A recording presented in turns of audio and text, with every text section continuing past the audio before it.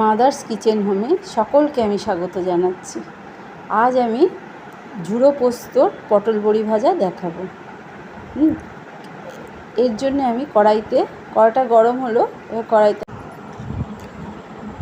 কড়াইতে তেল দিলাম। তেল দেওয়ার পরে আমি পেঁয়াজ দিয়ে দিলাম, কাঁচা লঙ্কা দিয়ে দিলাম, একটু নেড়ে নিয়ে ভাজা ভাজা হলো। তারপরে আমি ওর মধ্যে কালো জিরে আর পোস্তটা দিয়ে দিলাম, দিয়ে ভালো করে এটাকে ভেজে নিতে হবে, বেশ করে নাড়তে হবে। গ্যাসটা কমিয়ে গ্যাসটা বাড়িয়ে হলুদ দিলাম আমি, এরপরে লঙ্কা গুঁড়ো দিলাম।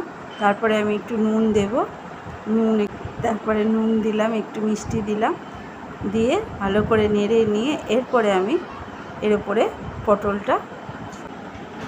এরপরে আমি লঙ্কা গুঁড়োটা দিয়ে দিলাম।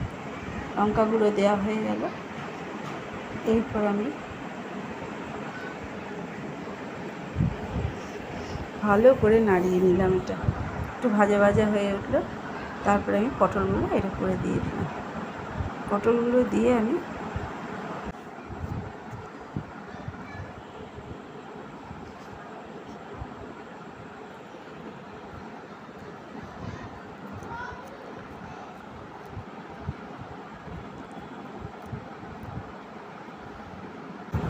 পটলটা একটা কড়াইতে হচ্ছে, ওই যে নেড়েছি, দেখুন নরম হয়ে গেছে। আর একটা কড়াইতে আমি বড়ি ভাজলাম, ভালো করে লাল করে বড়ি পটলটা ভাজতে ভাজতে এরকম কমে গেলে এর উপরে আমি বড়িটা ছড়িয়ে দিলাম। এরপর বড়ি দিয়ে আর পটলটা দিয়ে ভালো করে নেড়ে কাঁচা তেল ওর উপরে ছড়িয়ে দিলে আমার বড়ি আর পটলের ঝুড়ো পোস্ত। আর আমি পোস্তটা বাটিনি, গোটা পোস্তই দিয়েছি, ঝুড়ো পোস্তই দিয়েছি, আমি বেটে দিইনি পোস্ত, সেটা আপনাদের বলে দিলাম।